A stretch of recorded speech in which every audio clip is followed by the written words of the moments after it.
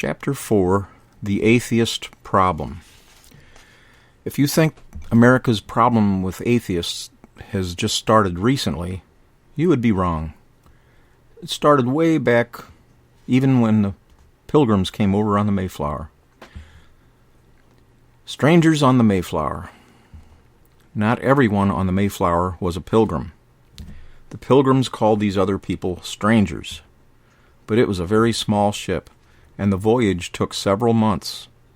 If you spent 65 days at sea, you would learn other people's names. Surely the Pilgrims knew these other people on the ship. Why would the Pilgrims call them strangers? And here's the answer. The other passengers were strangers to God. Many of the strangers went to the New World in hopes of finding gold and riches. The Pilgrims did not come to America to get rich. They came here to get free. That's not the end of the story about the atheists, though. Let me tell you the story about the Fabian Socialist stained glass window. Socialism is not a plague reserved only for Europe. This famous stained glass window was designed by George Bernard Shaw, a famous writer in the 1880s, for his group of friends who called themselves Fabian Socialists. This group of Western intellectuals wanted to remake the world into socialism, and they had a 100-year plan. Do the math, dear reader. Please add 100 years to 1880. They moved to the USA in the 1900s and renamed their organization as the Progressives. On the window, the Fabian Socialist window, notice the two men hammering the earth. The man on the top left is operating a bellows and a forge to heat up the earth. On the bottom left depicts H.G. Wells, thumbing his nose at the other members. He wanted to be the leader of the group, but failed to gain that position.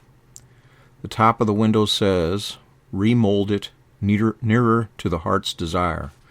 That is a quote from Omar Khayyam. Here's the quote.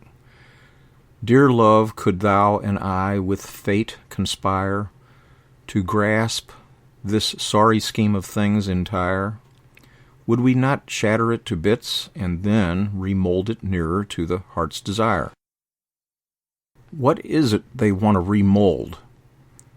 It is the whole earth, as pictured on the anvil. Notice below the forge it says, "Pray devoutly, hammer stoutly." What is it they pray to? Is it to God? No. It is to their own socialist writings. See the stack of books at the bottom. All of these people were atheists.